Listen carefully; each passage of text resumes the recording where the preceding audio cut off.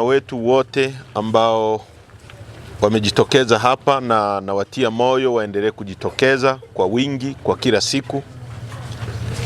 Tuna kesi za aina hii karibia nchi nzima. Kesi za kisiasa za uongo, za kujaribu kuintimidate chama chetu, kujaribu kuwaogopesha watu. Kuna vijana wadogo humu ndani wa miaka 16 naambiwa, wengine 17, ambao hata sheria zetu haziruhusu wao kuchanganywa na watu wengine katika mambo kama haya yanayoendelea. Chama chetu kinashambuliwa kila kona.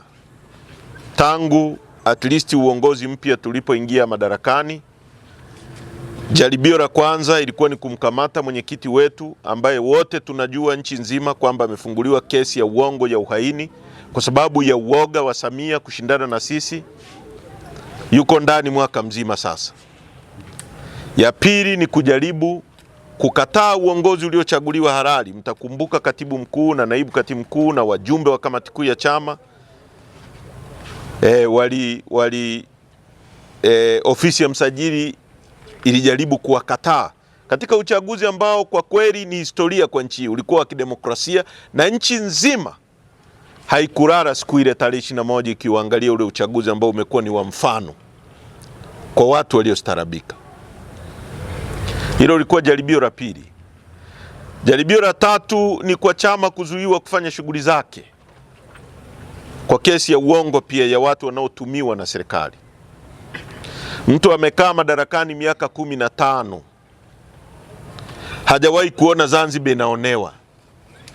Siku tu alipotolewa madarakani kwa kura, anasema Zanzibar inaonewa, ndio anaanza kudai madai ambayo yeye alipaswa yatekeleze akiwa madarakani miaka 15 iliyopita. Zuio la mahakama limeisha muda wake kwa mujibu wa sheria ambao ni miezi 6, lakini bado chama chetu kinazuiliwa kufanya shughuli zake za kisiasa. Hilo ni jaribio la 5 na la 6. Wanachama wetu nchi nzima wanatekwa, wengine wako ndani. Tunazungumza hapa Bunda, kuna watu Tarime, kuna watu Magu, kuna watu Mwanza, kuna watu Dar es Salaam. Hii yote ni kuwatisheni nyie muogope, mrudi nyuma. Na sisi tunamwambia Samia, hatuwezi kuogopa na hatumuogopi na hatuogopi serikali yake na tutawashinda. Kwa hiyo huu ni ushuhuda mwingine kwamba hawa watu hawapaswi kuwa madarakani hata nusu saa ijayo.